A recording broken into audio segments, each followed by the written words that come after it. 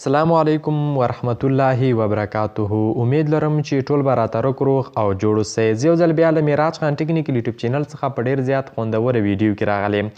ګرانو دوستانو، په نن ویډیو کې به تاسو ته دا طریقه در وښیم چې څنګه موږ او تاسو کولی شو چې د کروم بروزر په واسطه یعنې د کروم په واسطه او په غیر له کوم اپلیکیشن څخه موږ او تاسو له یوټیوب، له فیسبوک او که له هر ځای موږ او تاسو وغواړو ویډیو په اسانۍ سره راډاونلوډ کړو. نو هر څه نه مخکې دوستانو، که چیرته تاسو زموږ په چینل کې نوي یاستئ او تاسو روزه هم معراج خان ټیکنیکل یوټیوب چینل نوي سبسکرایب کړئ، نو په ډېر زیات په درنه باندې هیله کوم دوستانو د ویډیو په سر خط باندې لیکل شوي سبسکرایب مې تاسو کلیک وکړئ او په خوا کې کوم بیل نشان چې روزي په هغه باندې کلیک کړئ او په آل باندې کلیک وکړئ. دوستانو په دې سره به زموږ هر یوه نوې ویډیو تاسو ته په وخت سره در رسیږي.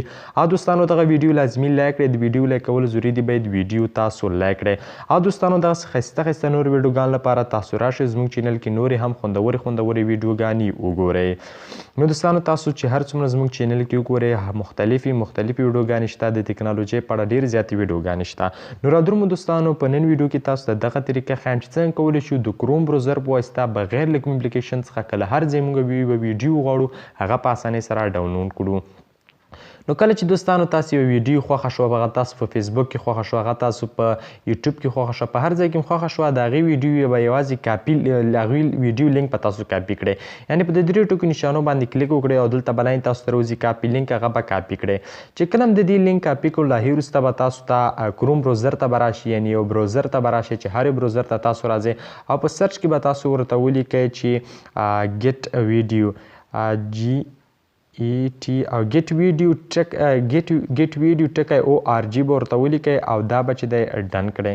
چې کله مو دا ډن کړه تاسو ته یوه بله ساحه خلاصیږي.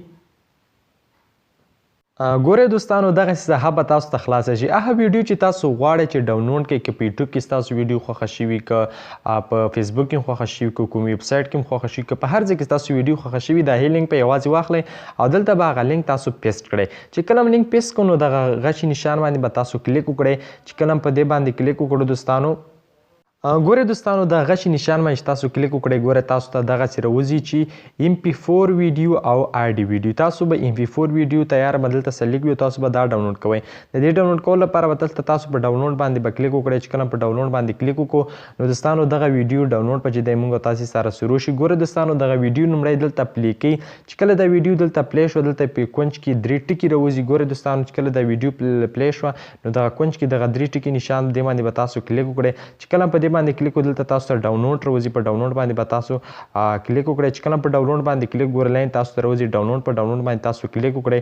چې کله په ډاونلوډ باندې کلیک وکړو دوستانو دغه ویډیو ډاونلوډ چې دی موږ تاسو سره شروع شو. ګورئ دوستانو زه تاسو ته در وښیم، ګورئ دغه ویډیو ډاونلوډ چې دی موږ تاسو سره شروع شو. نو په دې طریقې سره تاسو کولی شئ چې بغیر له کوم اپلیکیشنه که هر ځای نه تاسو وغواړئ ویډیو په اسانۍ سره ډاونلوډ کړئ.